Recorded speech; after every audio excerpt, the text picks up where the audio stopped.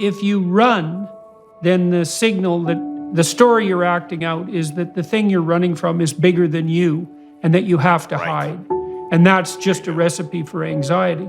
Now, it's not necessarily that easy to turn and face something, but you do detail out a variety of strategies in your books that might help people do that. You can differentiate the problem. Like you might have been traumatized at work, let's say, or let's not use that sort of jargony phraseology.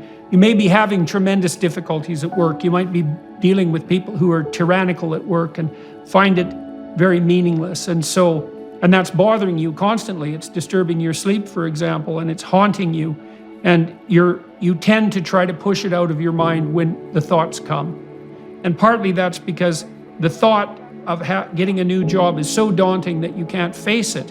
And one of the ways of recalibrating that is to break down the problem into small and manageable steps. And so, for example, one of the things that you can do if you might have to consider getting a new job because you're unhappy and miserable at work is open up your resume or your CV and look at it, right? So you might not be able to get a new job, but you might be able to open up your resume and look at it. And then having done that, you've sort of cracked the surface, and then maybe you could spend an hour a week for a month updating it, or 10 minutes a day, or 10 minutes every 2 days, something like that. But part of the trick is to take these larger monsters that are frightening enough so you want to run away from them, decide that you're going to face the situation. You lay out, for example, in your book, you ask people a lot of different questions about what they're thinking.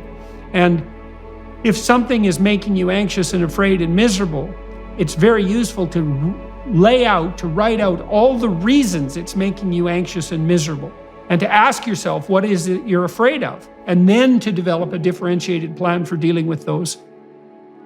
It might be very disheartening to see at what small scale you have to begin improvements, right? But the truth of the matter is that tends to scale exponentially. Is once you start making improvements, the improvements feed back upon themselves. And so even if you have to start out small, it doesn't take very long before you're on the upward trajectory, and it's not linear. You know, you can fail precipitously, right?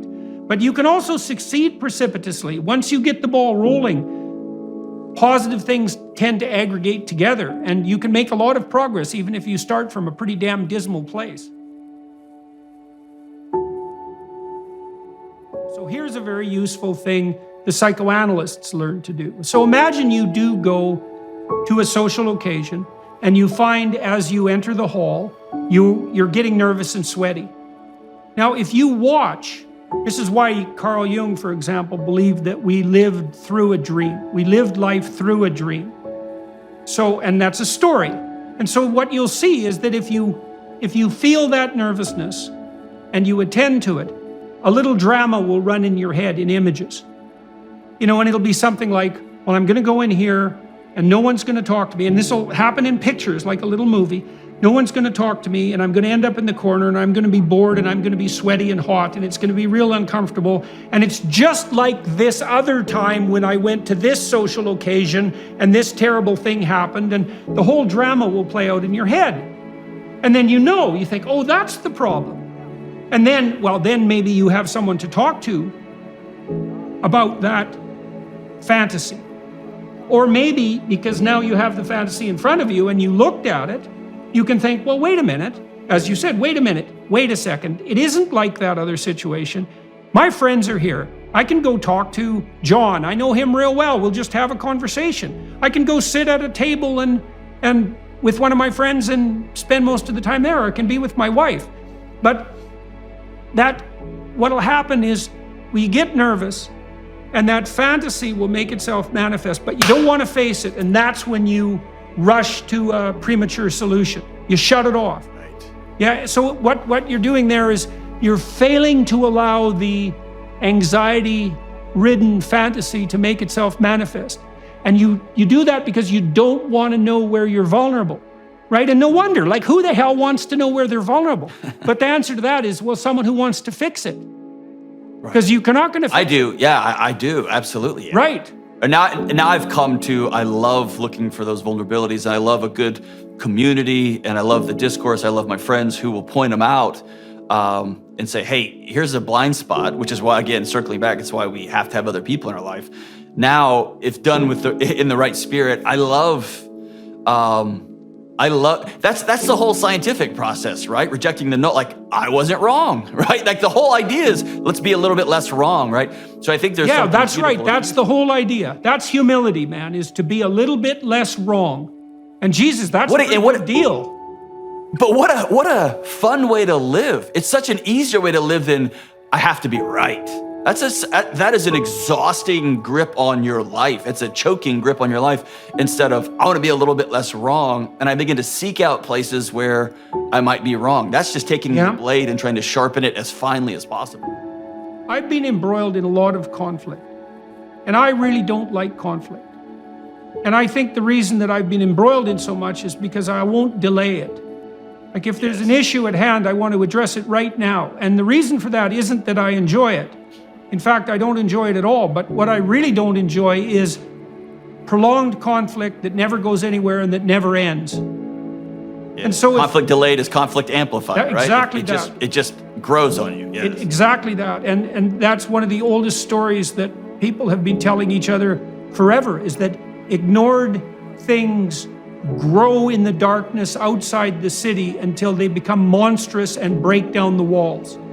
And so you think, well, I'm afraid of listening, I'm afraid of hearing the problems. And that's fair enough. It's no wonder you're afraid.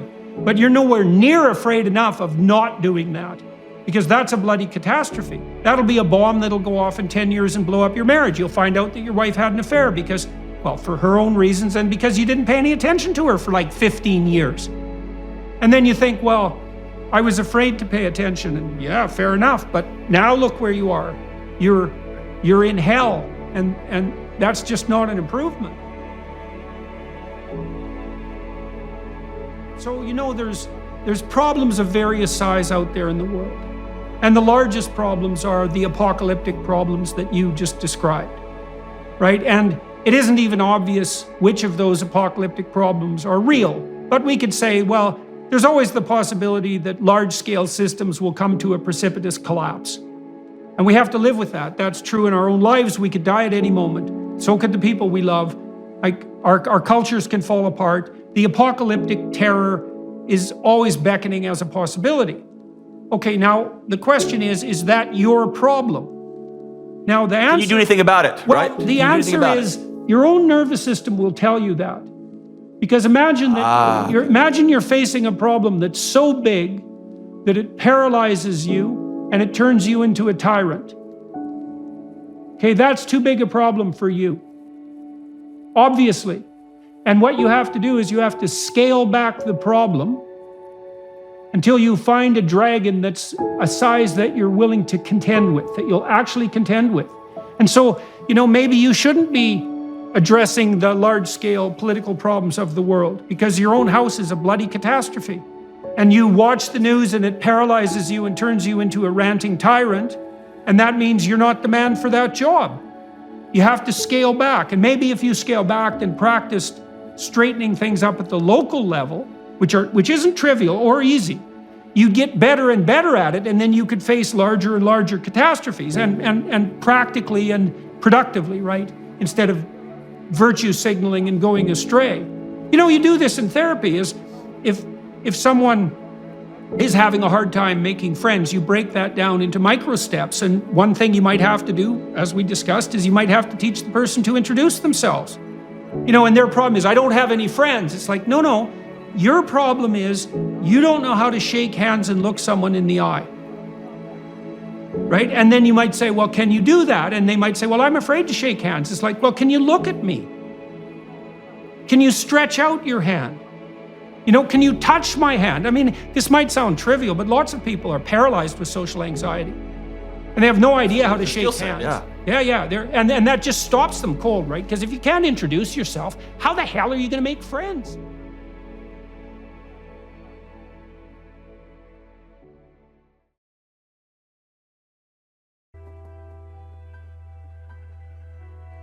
it's strange to associate something like Pinocchio with something like the biblical stories, let's say, but it's not so strange. I mean, Pinocchio is saturated, absolutely saturated, beyond belief with Christian imagery. The entire scene inside the whale is a imagistic examination of the symbolism of the fish. It's stunning. It's stunning to see. And it's not like the animators knew that that's what they were doing. You see, they're genius level animators. They're collaborating. It feels right, right? Their instinct guided them to that representation. And so and why would our instincts do that? Well, they're orienting us towards imitation. And well, what should you imitate? Well, you do imitate. You're driven to imitate by those you admire and respect. In fact, admiration and respect are the emotions that manifest themselves as part of the instinct to imitate. Well, what should you imitate? Well, you should imitate. If you're going to imitate anything, well, why not imitate the best? Well, what's the best? Well, the best is everything that calls you out to imitate it. That's what the best is. You see it and you're gripped by it because you admire someone. Yeah. It's like, why do you admire them? Where does that come from? Exactly. You talked about this instinct to orient ourselves to the ideal, right? Yes. Do you ever find that can be maybe too much for people, or they often pathologize it somehow? Like, oh God, it's yeah. Carl Jung wrote a great essay about that called "Relations Between the Ego and the Unconscious," and that bloody essay saved my life, I would say. I mean, dealing with these sorts of issues for, like, when I wrote Maps of Meaning, it took me 15 years. I worked on it about 3 hours a day, and like I worked on it all the time, every day, sick or not, holidays or not, all the time, thinking about it all the time. And it's overwhelming. It's absolutely overwhelming to grapple with such things. It's very dangerous psychologically in some sense too. It's so serious.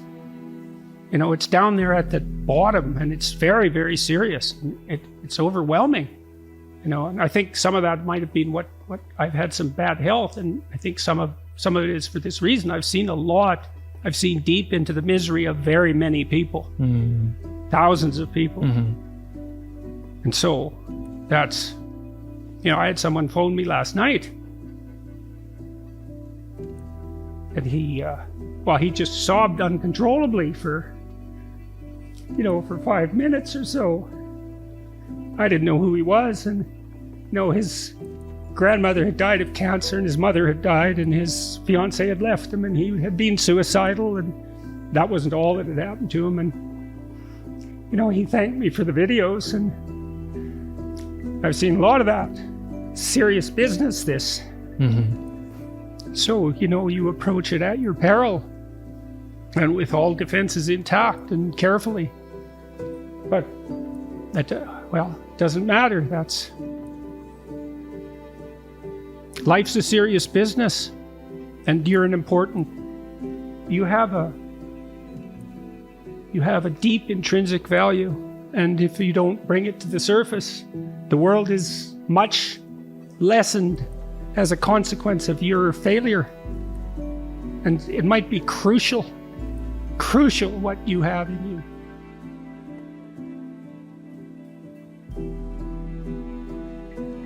Consider the lilies of the field, how they grow. They toil not, neither do they spin.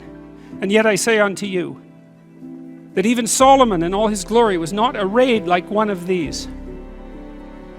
Wherefore, if God so clothe the grass of the field, which today is, and tomorrow is cast into the oven, shall he not much more clothe you, O ye of little faith? Therefore take no thought, saying, what shall we eat, or what shall we drink, or wherewithal shall we be clothed? Those are famous lines, and that's sort of Christ the hippie, right? It's like, hey, let it all hang out. That's an old phrase. Do your thing, and everything will come to you. And these lines have been interpreted in that manner many times, but that's seriously not the proper interpretation, because there's a kicker with this injunction. And the kicker is this: for your heavenly Father knows that you have need of all these things. But seek ye first the kingdom of God and his righteousness, and all these things shall be added unto you. That's a lot different than the hippie thing, right? Because there's a very, very, very interesting idea here. It's certainly one of the most profound ideas that I've ever encountered. And the idea is this, is that if you configure your life so that what you are genuinely doing is aiming at the highest possible good, then the things that you need to survive and to thrive on a day-to-day basis will deliver themselves to you. That's a hypothesis, and it's not some simple hypothesis, right? Because what it basically says is, if you dare to do the most difficult thing that you can conceptualize, your life will work out better than it will if you do anything else. Well, how are you going to find out if that's true? Well, it's a Kierkegaardian leap of faith. There's no way you're going to find out whether or not that's true unless you do it. So no one can tell you either, because just because it works for someone else, I mean, that's interesting and all that, but it's no proof that it'll work for you. You have to be all in this game. And so the idea is, seek ye first the kingdom of God and his righteousness. It's like, that's actually a fairly important caution when you're talking about not having to pay attention to what you're going to eat or what you're going to wear. It's like, what it's essentially saying is that those problems are trivial in comparison. And the probability is that if you manifest yourself properly in the world, that those things will come your way is extraordinarily high. And I believe that that's exactly right. I mean, I've watched people operate in the world, and I would say that there is no more effective way of operating in the world than to conceptualize the highest good that you can and then strive to attain it. There's no more practical pathway to the kind of success that you could have if you actually knew what success was. And so that's what this sermon is attempting to posit. It's like in the story of Pinocchio. You know, what happens at the beginning of the story of Pinocchio is that Geppetto wishes on a star. We talked about that a little bit. And so what Geppetto does is align himself with the metaphorical manifestation of the highest good he can conceptualize, and he makes a commitment. Let's say he aims at the star, and for him the star is the possibility that he can take his creation, a puppet, right, whose strings are being pulled by unseen forces, and have it transform into something that's autonomous and real. So you organize yourself around that aim, and then what happens is the day manifests itself as a set of challenges and problems, and if you solve them properly, then you stay on the pathway towards that aim, and you can concentrate on the day, and so that way you get to have your cake and eat it too, because you can point into the distance, the far distance, and you can live in the day. And it seems to me that makes every moment of the day supercharged with meaning. That's how, because if everything that you're doing every day is related to the highest possible aim that you can conceptualize, well, that's the very definition of the meaning that would sustain you in your life. Well, and then the issue is, well, back to Noah. Well, all hell's about to break loose and chaos is coming. It's like when that's happening in your life, you might want to be doing something that you regard as truly worthwhile, because that's what will keep you afloat when everything is flooded. And you don't want to wait until the flood comes to start doing that, because if your ark's half built and you don't know how to captain it, the probability is very high that you'll drown.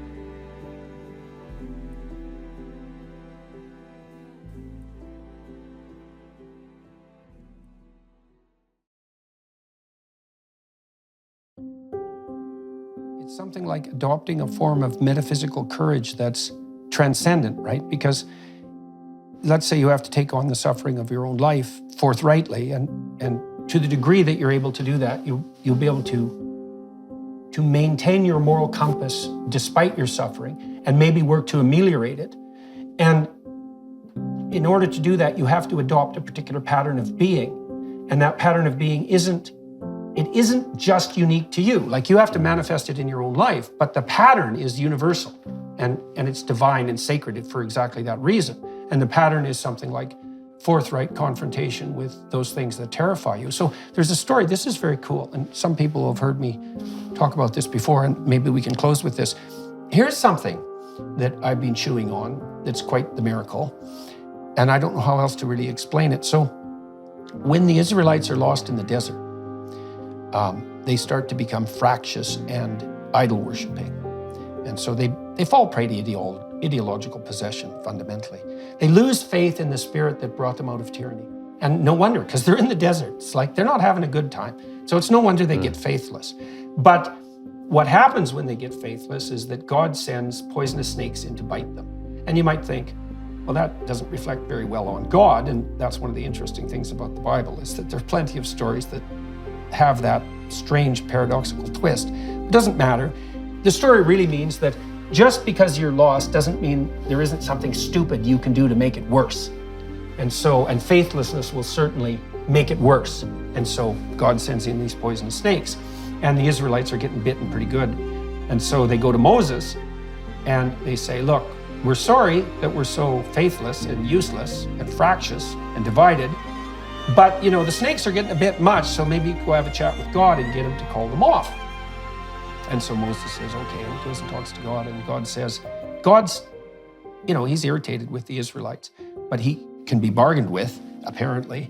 And Moses makes the case for the Israelites. He said they've been punished enough. And God, what should happen, or what could happen, is that God just gets rid of the snakes, because he sent them to begin with. He can just chase them away. But that isn't what happens. And this is very strange. And I defy anyone to come up with a simple explanation for this, because it's really something uncanny. So what God tells Moses to do is to make a bronze stake, a staff, which is like the staff of Moses, and it's like the tree of life. That's another way of thinking about it, or the tree of the knowledge of good and evil. To make a staff out of bronze, and then to cast a serpent in bronze, and to put the serpent on the staff, and then to have the Israelites come and look at the serpent. And if they look at the serpent, then the poison will no longer destroy them. So he doesn't get rid of the poison, he doesn't get rid of the snakes.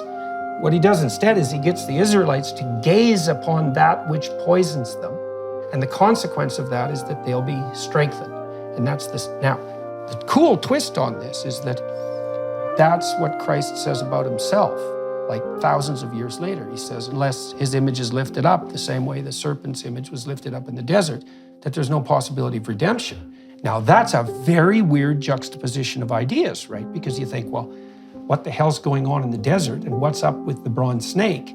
That's a mystery in and of itself, which I think is associated with the necessity of facing that which can bite you, right? To pay attention to it, to adopt a stance of challenge in relationship to it. It's a very deep idea, but then to make the case that that's analogous in some sense to the crucifix, that's an unbelievably sophisticated psychological move. Because you might say, well, what's the sum total of all snakes? And I think you can make a very straightforward and compelling psychological case that there's no confrontation that's more ridden with snakes than the confrontation that's laid out in the story of the Passion. It's a limit story. So it takes all possible snakes into account: betrayal, death at the hands of the mob, innocent suffering, like you name it. It's part of the suffering in that story. So it takes that snake and it makes it into a meta snake, and it says, well, it's one thing to look at just a snake and to get braver as a consequence, but you should instead look at the mother of all snakes and get as brave as that could possibly make.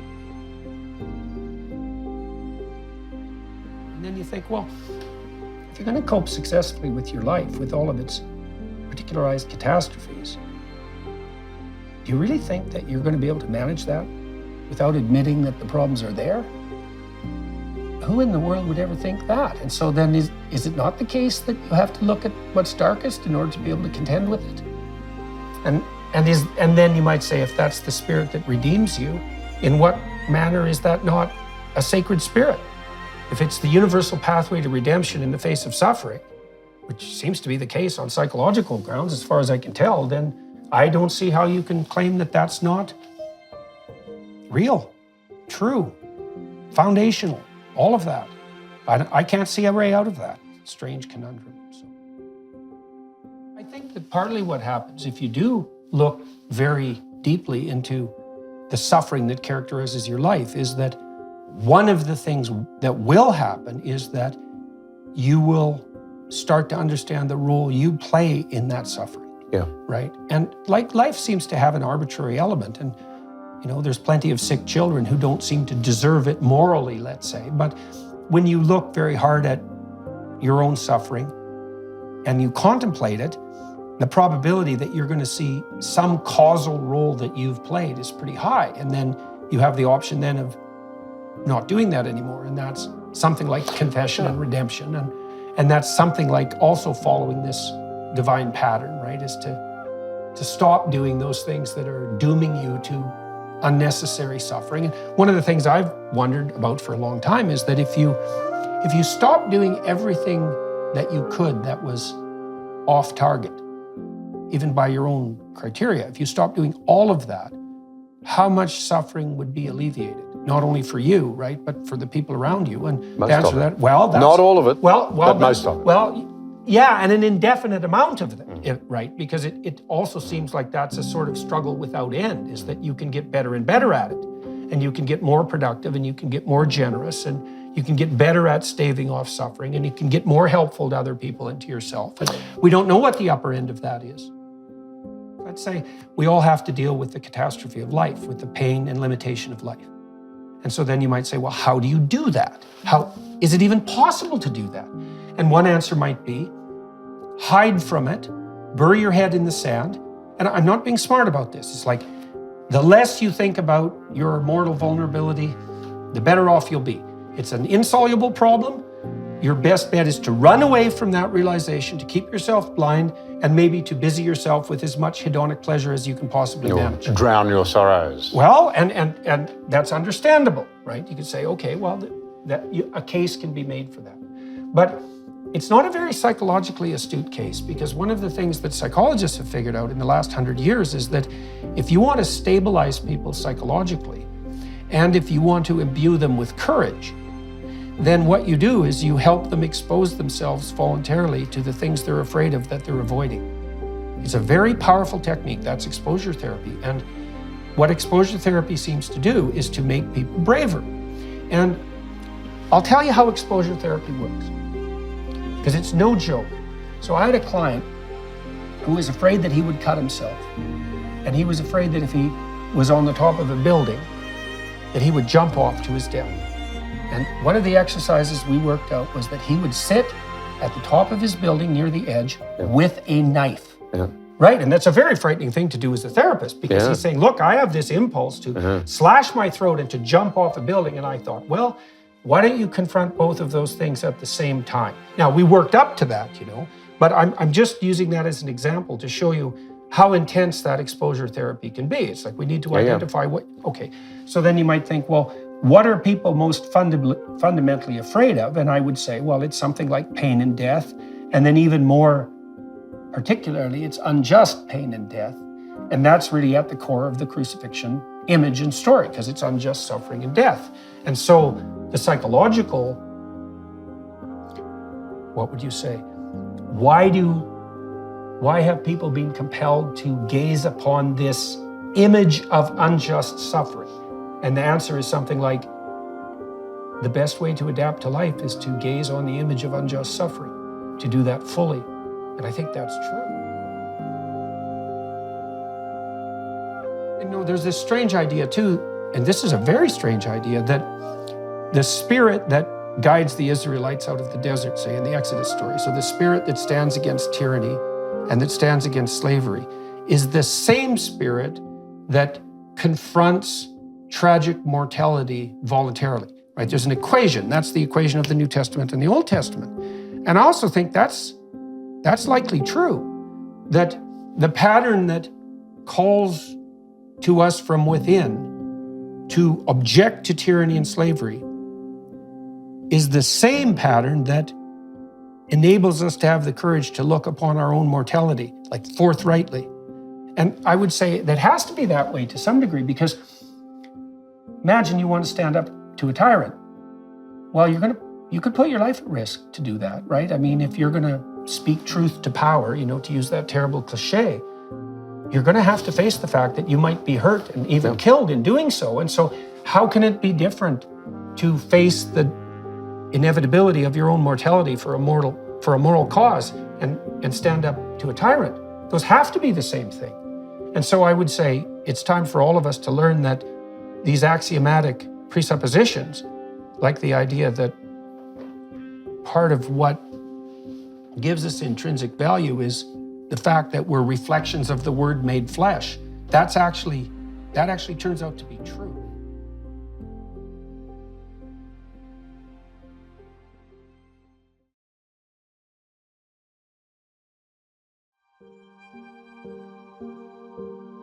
Part of the reason that people go watch anti-heroes and villains is because there's a part of them crying out for the incorporation of the monster within them, which is what gives them strength of character and self-respect, because it's impossible to respect yourself until you grow teeth.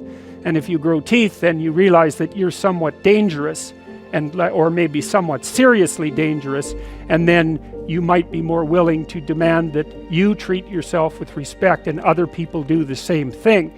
And so that doesn't mean that being cruel is better than not being cruel. What it means is that being able to be cruel and then not being cruel is better than not being able to be cruel. Because in the first case, you're nothing but weak and naive. And in the second case, you're dangerous, but you have it under control. And a lot of martial arts concentrate on exactly that as part of their philosophy of training. It's like, we're not training you to fight. We're training you to be peaceful and awake and avoid fights. But if you happen to have to get in one, and I guess the philosophy also is that if you're competent at fighting, that actually decreases the probability that you're going to have to fight, because when someone pushes you, you'll be able to respond with confidence, and with any luck, and this is certainly the case with bullies, with any luck, a reasonable show of confidence, which is very much equivalent to a show of dominance, is going to be enough to make the bully back off. And so the strength that you develop in your monstrousness is actually the best guarantee of peace. And that's partly why Jung believed that it was necessary for people to integrate their shadow. And he said that was a terrible thing for people to attempt, because the human shadow, which is all those things about yourself that you don't want to realize, reaches all the way to hell. And what he meant by that was, it's through an analysis of your own shadow that you can come to understand why other people are capable, and you as well, of the sorts of terrible atrocities that characterized, let's say, the 20th century. And without that understanding, there's no possibility of bringing it under control. It's also partly why the path to enlightenment and wisdom is seldom trod upon, because if it was all a matter of following your bliss and doing what made you happy, then everyone in the world would be a paragon of wisdom. But it's not that at all. It's a matter of facing the thing you least want to face. The gateway to wisdom and the gateway to the development of personality, which is exactly the same thing, is precisely through the portal that you do not want to climb through. And the reason for that's actually quite technical. This is a Jungian presupposition too, is that, well, there's a bunch of things about you that are underdeveloped, and a lot of those things are because there's things you've avoided looking at because you don't want to look at them, and there's parts of you you've avoided developing because it's hard for you to develop those parts. And so it's by virtual necessity that what you need is where you don't want to look, because that's where you've kept it. So imagine this. So picture this. So you're driving somewhere in your car. Maybe you want to go visit your girlfriend. Okay, so you want to see her. So now you're in this frame, right? And the goal is the destination point and what's waiting there. And the map obviously includes your car. So you see your car, you're inside it, you see your car. You think you see your car, but you don't. And you don't even want to. Part of what car designers do is make it unnecessary for you to see the car. See, they cover the whole car with a homogeneous shell that's like a 1 pixel image. And that's so that you don't get discomforted by the complexity of the car. And the car, the 1 pixel representation of the car, which is this shiny outer shell, is perfectly appropriate as long as the car works. Because you can reduce it to nothing. You can reduce it to an assumption. Okay, so now you're driving to see your girlfriend and a warning light goes on in the dash.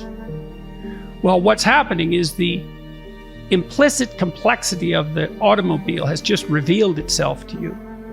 And it's threatening the integrity of your map. And that's destabilizing your emotions. And the reason they destabilize is because you've entered a high entropy state. You were in a low entropy state where everything was certain. You could get from point A to B, and you knew exactly how to do that. You knew exactly how much energy it was going to take, and you knew how much time it was going to take. And all of a sudden, something has emerged from the chaos that underlies everything, the complex chaos that underlies everything, and it's signaling to you. And what does it signal? Well, part of what it signals is your unbelievable stupidity in relationship to your car. Because when I was your age, I could sort of understand a car, and if something went wrong with it, I could sort of maybe fix it, and probably not, but at least I could understand it. But now it's like, forget it. All that electronics, you can't even get at it. And so the light goes on, and see what happens now is the map has now become of indeterminate length. How many steps is it going to take you to get to where you were going? Well, it depends on how serious the issue is with your car. Well, that's where your mind starts to go. It's like, well, how serious is this? Should I buy a new car? Was I an idiot when I bought this car to begin with? Am I going to be able to afford this? Am I going to get taken for a ride by a malevolent mechanic because I'm ignorant? And so there's a whole problem of ethics immediately emerges as well. Because now the car doesn't work, but that means you might have to have an encounter with untrustworthy pseudo helpers. And that's also another revelation of your own insufficiency and ignorance, because maybe you're so naive that you're easily fleeced and you're just a walking target for that sort of thing. And all of that pops up. It's the Hydra, it's the Medusa, it's the snakes that are everywhere. They pops up and freezes you. That happens all the time in life, and that's part of what I was writing about in Maps of Meaning. And so then the question is, how do you deal with all those snakes? That's the permanent question. You're permanently susceptible to the radical disruption of your low entropy maps. Permanently susceptible to that. Well, you can't build a map that isn't susceptible to that. So what do? You build yourself into someone who can deal with the anomalous. And that's the hero who faces the dragon. I often don't very well and doubt my ability to stand up for myself in discussions and aggressive situations. How do I know when I've incorporated my shadow? Practice makes perfect. One thing you could do is start keeping track of situations like that, where you walk away thinking that you should have said something. And so then I would say, write down the situation and then think through and write down what you think you should have done. And then, because that's going to help you be sharper on the draw and more ready so write down the situation, write down what you think you should have done. Then sit and imagine the situation as vividly as you can, right? Get the pictures in your head and imagine yourself doing that, and try to get the psychophysiological responses up as well, so that you make it as realistic as possible. And that will actually help you practice. So Edna Foa, who's a very good clinical psychologist, has demonstrated quite clearly that when treating post-traumatic stress disorder, for example, if you get people to sit and imagine being back in the stressful situation, they have to do that voluntarily and after at least 18 months after the trauma. And she did psychophysiological recording of heart rate and skin conductance and that kind of thing. She showed that the people who showed the highest levels of stress reactivity to the reimagining were the ones who got better fastest and stayed better longest. So you have a situation that you know you haven't mastered. Define the situation repeatedly. Define your proper action repeatedly. Practice implementing that in your imagination, and then start to do that in your real life. And that'll see, if you write down what you should have said, you'll find out what you really want and what you really think. And that'll be your shadow talking. That's the best way to think about it, is that the part of your brain that wishes it would have done something different is the shadow associated with the aggression, whose integration would strengthen your character.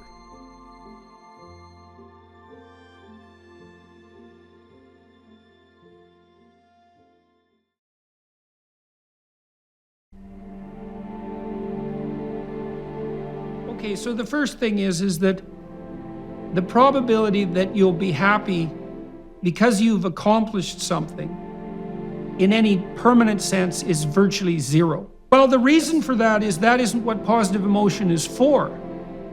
Positive emotion is to indicate that you're making progress towards a valued goal. Yes. Now that's the driver, right? Not the finish line. Exactly. Well, and that's actually pharmacologically separate, right? Because a satiation reward, which would be the accomplishment of something, calms you and stops that program from running. So for example, once you've become vice president, if that was your goal, then the whole pursuing vice president program comes to a halt. Now the problem with that is it leaves you without a goal, and it also leaves empty space, which you immediately have to fill. And so often people feel disquiet because now they don't know what to do, and they miss that rush because they're no longer pursuing something. And so it's very important to know that positive emotion is experienced in relationship to a valued goal. And then the question becomes, well, what's the most valuable goal to pursue? And that's really a metaphysical and a theological question. In terms of the mechanics of feeling, so imagine that you're negotiating the structure of a date with your wife, and you're developing a shared vision. And so you say, well, on Wednesday nights, once a week, we're going to go for dinner, and maybe you specify the restaurant, and you're going to make the arrangements, and I'm going to get dressed up, and then we're going to go see a movie, and you're going to pick the movie, and then we're going to have a romantic interlude afterwards, and we'll run that and see how it goes. And then what you want to do is you want to picture that, and you want to watch how your body reacts on the emotional level. And that's a bit of honesty, it's right. And you can see, well, if we went to this restaurant, I don't really like that restaurant. I think it's kind of expensive. I had a bad time with the waiters. I don't think I'd be happy there. Then you say those things to your partner. You say, well, I'm thinking this through. I'm imagining it. And here's the objections that are coming up. Maybe they're wrong. Maybe I've got this wrong, but I'd like to hear your input because, we want to get this right. Should we reevaluate my feelings about the restaurant, or should we think about a different restaurant? And that should be a question, because you don't know. Maybe you're just stupid about the restaurant, or you're cheap, or you're afraid to go there because you don't have the right clothes. I mean, you don't know, right? But if you want to get your feelings in line, you develop the vision, and then you apprehend the vision with your feelings. It's kind of what you do when you go to a movie and you fall into the fantasy of the character. You embody all the emotions and you evaluate it that way.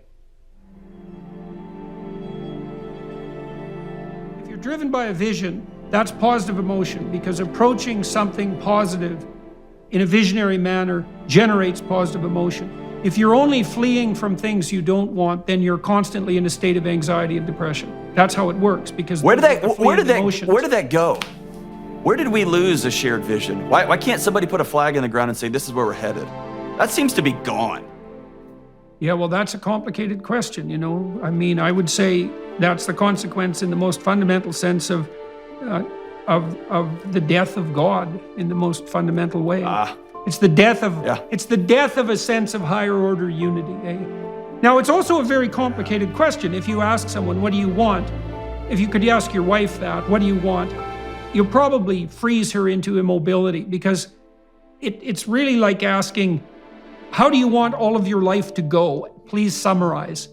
And one of the things that, well, it's a lot, And one of the ways that you can deal with that, which you undoubtedly know as someone who's conversant with cognitive behavioral techniques, is You can ask people more micro questions too about what they want. So you might say, well, we did that on the dating front already, right? We talked about that. We talked about how you might think about how you want your meal times to go. We only talked about dinner time, but you could talk about breakfast and lunch as well. And then there are other micro domains that are very crucial that you can also consider. It's like, so you could ask yourself, well, if you could have the education you wanted, what would that look like? If you had the job or career track that would motivate you, just hypothetically, what might that look like? Sketch out a bad plan. If you had some friends, first, do you want some friends? And if so, how many? And if you had friends and the right number, how much time per week would you like to spend with them?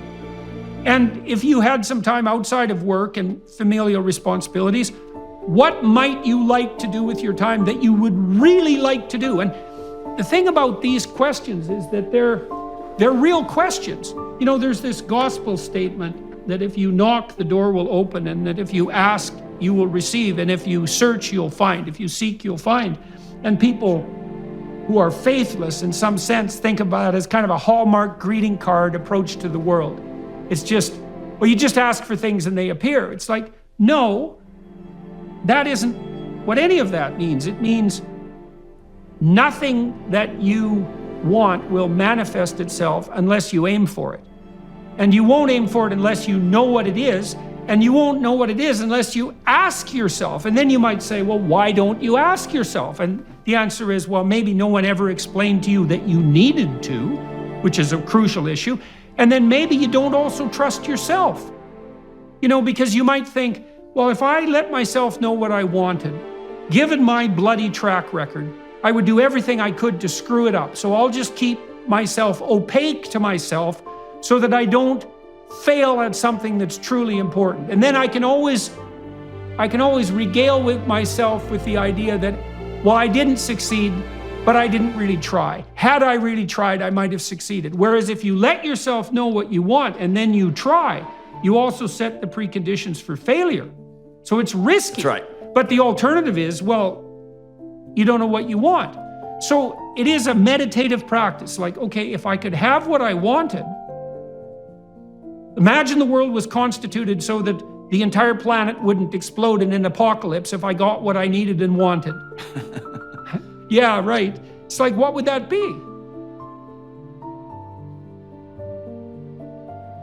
So you might say, well, who should I be? And you might think, well, I should be the college president, I should have this car, I should have this house. Those are all very particularized versions of yourself. And the problem with them is that they're concrete and final actualities and not processes. And so here's a good vision. That's a high order vision. And I think it's the vision that our whole culture is founded on. I should be the person who genuinely confronts the problems and challenges that confront me in my life. So that's an attitude of active and voluntary engagement, right? I'm going to do That's an identity, yes. Yeah, and it's an identity of process as well. It's like, I'm going to be someone who doesn't shy away from the challenges of life. Okay, and then I'm a guy who confronts it. Yes. Right. And so that's St. George and the Dragon, and that's a precondition for therapeutic transformation. Because in order for you to improve, you have to identify the problem, the dragon, and you have to be willing to face it voluntarily. And so you say to yourself, I'm going to do what I can to develop the courage to confront the problems in my life voluntarily. That's who I want to be.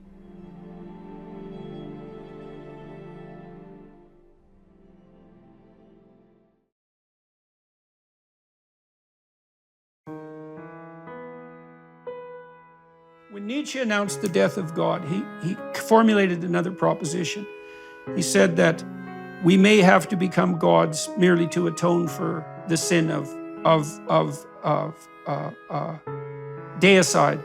And so he believed that the overman, the superman, would be someone who, through the power of his own will, set his own values. Now, I spent a lot of time reading Carl Jung, in relationship to Nietzsche. Jung, for example, published must be a 1,500-page, 2-volume book on the first third of Thus Spake Zarathustra. and was a very deep Nietzschean scholar, but fell under the influence of Freud. And this turned out to be of cardinal significance because Freud was one of the first secular thinkers to note that in some unbelievably fundamental sense, we are not masters in our own house. There are sub-personalities within us, there are complexes within us, there are angels and demons within us, that's another way of thinking about it. And they pull us this way and that, sometimes independent of our will and often contrary to our will. And so Freud's conclusion was, it's very difficult for human beings to create their own values because we have an intrinsic nature that's not subject to our arbitrary will. And then Jung took that a step further and he said, well, there's no doubt that we act out a myth and a story, and that in the deepest sense, that has to be a theological story, and that the spirit that guides us has to have a unitary nature, which he did associate with Christ quite explicitly.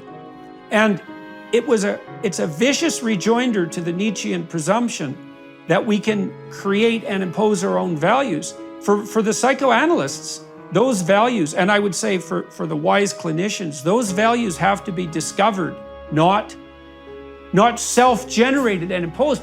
Plus, you just don't live long enough to do that. You're just not wise enough to generate a whole system of universally applicable values out of whole cloth in the span of your trivial life. And if you know you're doing that, then you reduce life to a game. You have created the meaning of life. Well, who is the creator? You? What gives you the right to do that? What gives you the power to do that? You did not create the universe. How can you write the laws of morality any more than you can write the laws of physics? Well, it's also, people find that shallow. You know, in my clinical work, I saw this time and time again. So if I was dealing with someone who was suffering, you know, maybe they had a tragedy in their own life, a medical tragedy or a medical tragedy among members of their family, or maybe they had been subject to some really vicious, malevolent actors and they were despairing, they had to discover the values that would lift them out of that catastrophe. They couldn't impose them, and it's a real search. I think this is probably related to your work on prayer. It's a real search, and one of the things I used to counsel my clients about, and I also built a program called Self-Authoring that helps people do this, and this is associated with that biblical injunction in the New Testament to knock and have the door open and to ask and to receive and to seek and to find, is that you can have a dialogue, an interior dialogue that precedes something like this. And I think it's a prayer, which is, okay, I understand, because I'm reasonably mature, that there is a tragic and malevolent element to life, and it's deep enough to destabilize me and to upset my faith in existence itself. Is there a path that I could walk down that would be so rich and meaningful that I would find the challenge of dealing with the tragedy and malevolence ennobling and worthwhile? And then it's a search. You think, well, what would be of sufficient value to offer that possibility? And people find that they find it in love, they find it in family, they find it in friendship, they find it in sacrificial occupation, let's say, they find it in beauty. But these aren't created values, they're discovered values. And then you bring yourself into alignment with them. As Nietzsche pointed out, I suppose, is that there's some real utility in staring into an abyss. And Nietzsche warned, right, if you stare into an abyss, the abyss might stare into you, and that if you fight with monsters, you risk becoming a monster, and that's an extremely wise caution. But one of the things I've sort of sorted out in relationship to the crucifixion image is that the crucifixion image and the passion story, in some real sense, and I'm speaking psychologically here, not religiously, at least to begin with, is the ultimate abyss, because it brings together all the elements of unfair suffering that might characterize life, or that do characterize life. It brings them together in a single story. And then it makes the claim that if you gaze upon that image with sufficient intensity and duration, and perhaps faith, which you have to have in order to gaze upon it at all, is that what you end up seeing and contemplating is not death and hell, but the resurrection and the overcoming of death and hell. And you know, one of the things clinicians have learned in the last 100 years, perhaps above all else, maybe they learned two things, is that honest dialogue promotes health and redeems. And that's the first thing. And the second thing is, if you face what disturbs you and forces you into paralysis and avoidance and tyranny, if you face that forthrightly and voluntarily, that will ennoble your character and help you grow. And so a lot of what a clinician does is take a fear that someone might have that's paralyzing them, and then break it down into small subsets, sort of like the brick in relationship to the cathedral, and then have people practice voluntary confrontation. And what inevitably happens is not that people get less afraid, but that they become braver and more competent. And so then you might say, if you tied that back into this idea of the evil that besets creation and the notion of human free will, you might say that the universe is constituted such that it's a greater good that evil can exist as a possibility, and that it's a greater good that human beings have free will than that they're compelled slaves. And the downside of that is that we can freely choose evil. And then that accounts for the pervasive evil that characterizes human endeavor and the cosmos in some sense, but that a world without that possibility, because it would involve pure subjugation and no choice and no voluntary assent and no real destiny, a world without that would be a much lesser place. Because one of the things you can say is that it's possible that God left human beings something important to do. I would say, in some sense, by definition, is that the most profound goods are reflected in the structure of the human heart. If people are striving forward, and I mean forward rather than downward, let's say, forward and uphill, they are by definition pursuing something that's a reflection of a transcendent good. It's transcendent because if they already had it, which means it would be imminent, if they already had it, they wouldn't have to pursue it. They posit something outside of themselves as better. And then the ultimate definition of that, in some sense, is the pursuit of the divinely good. And again, I see that as a matter of definition.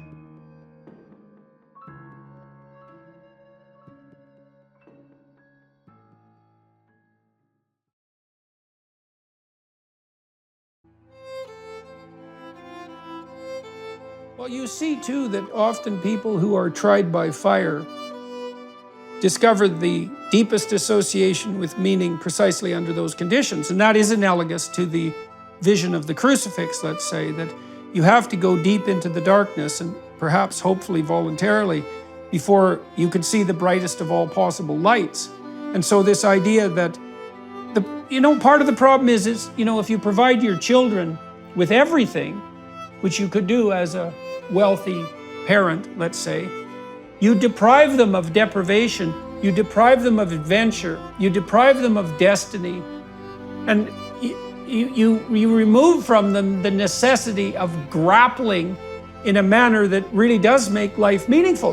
One of the things that I've really noticed in my tours, this has been extremely interesting and heartening, is that whenever I talk about the nexus between responsibility and meaning, the audiences always go dead silent.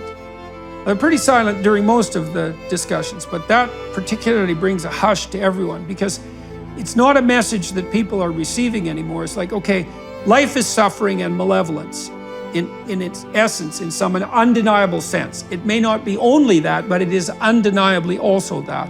And so you need a sustaining meaning to tide you over while you're suffering and while you're betrayed.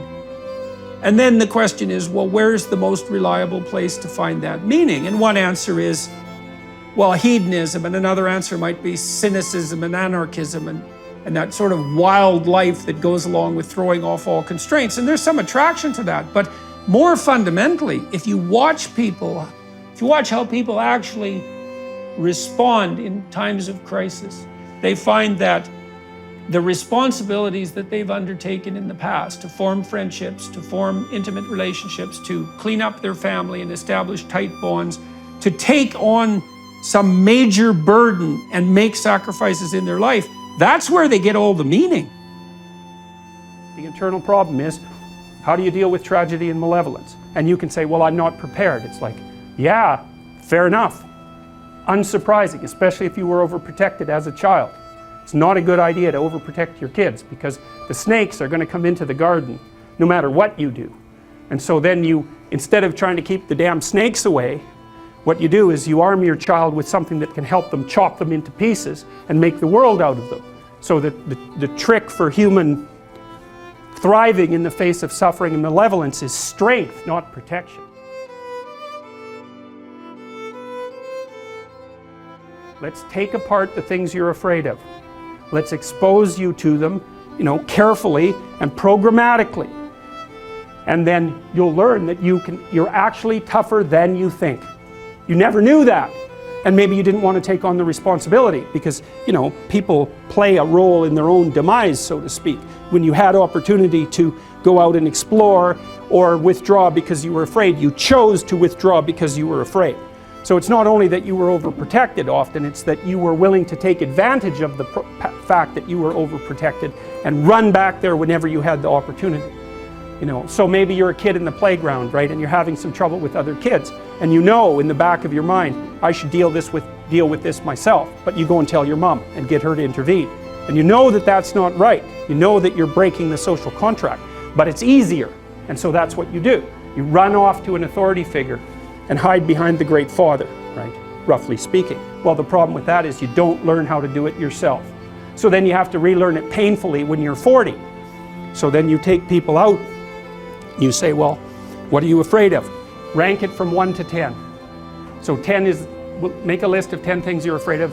The thing you're least afraid of we'll call number 10. So we'll start with that. Okay, well, I'm afraid of elevators. Okay, well, let's look at a picture of an elevator.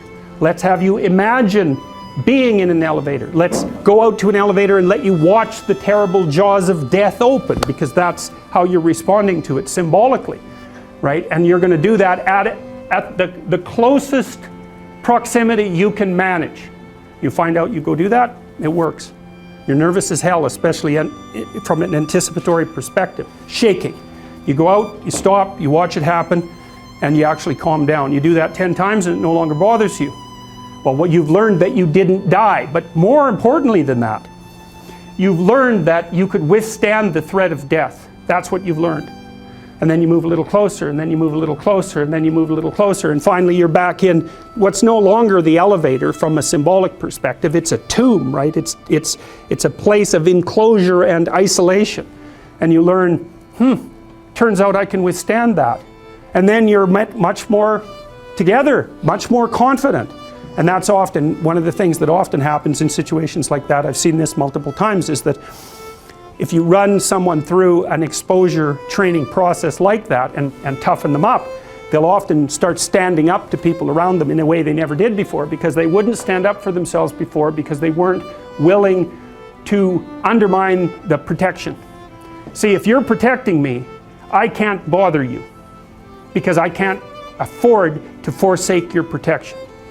So if I'm going to play that game, I'm going to hide behind you, then I can't challenge you.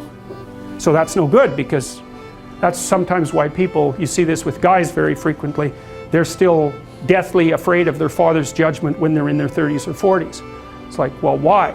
No, because they still want to believe that there's someone out there that knows. And so they're willing to accept the subjugation because it doesn't force them to challenge the idea that there's someone out there that knows. Because that's the advantage of having your father as a judge, right? Because he knows. Well, what if he doesn't? What if no one knows any better than you? Well, that's a rough thing. You don't, until you realize that, you're not an adult, right? That's really technically the point of realization of adulthood, is that no one actually knows what you should do more than you do. I mean, it's a horrible realization, because what the hell do you know? It's a terrible realization, and people will often pick slavery, permanent slavery, to the spirit of the Great Father, let's say, over that realization, and it's completely understandable. But the problem with it is that there's more to you than you think, and so if you continue to hide behind that figure, then you never have a chance to understand that there's more to you than you think, far more to you than you think.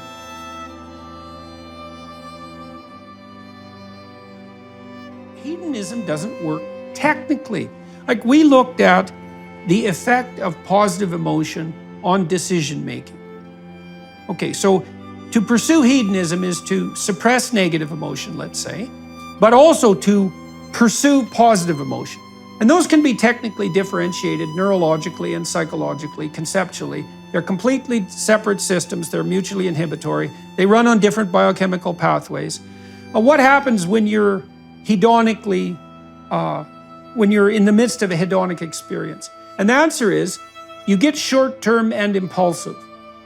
And a lot of the pure operation of the hedonic system is short-term impulsivity. And so the pathology of hedonism, technically, is mania. And it's the counterpart to depression, let's say. And manic people, they want to do everything at once, and they're unbelievably impulsive. And so they can't make good decisions. And you might say, well, if your philosophy is hedonic, then whatever makes you happiest is a good decision.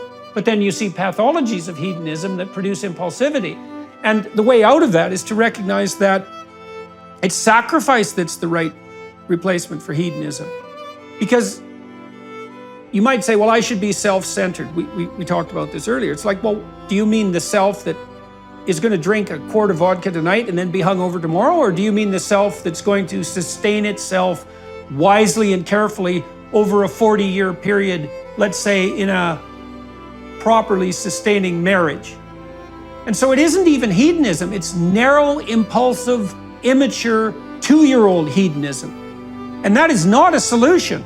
This is why there are no convincing movies about heaven, because our hedonism has generated this notion of heaven as supernatural hedonic pleasure. Whether it's the beatific vision or music or golden streets or whatever, we're bored by that. That's not it. We don't know what it is, but that's certainly not what it is. The problem of boredom goes deeper than we think.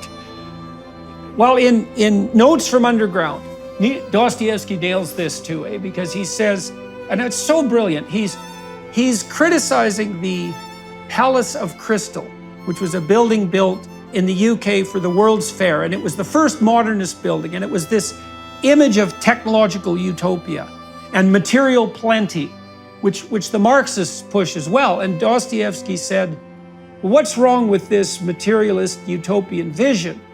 And he says it so brilliantly with his bitter and cynical character. He says, if you set up human beings so they had nothing to do but lie around in warm pools of water and busy themselves with the propagation of the race, and eat cakes non-stop, so the land of milk and honey in the narrowest possible sense, the first thing that we would do is set about the place, smashing it up, just so something unpredictable could happen, so that we would have our adventure.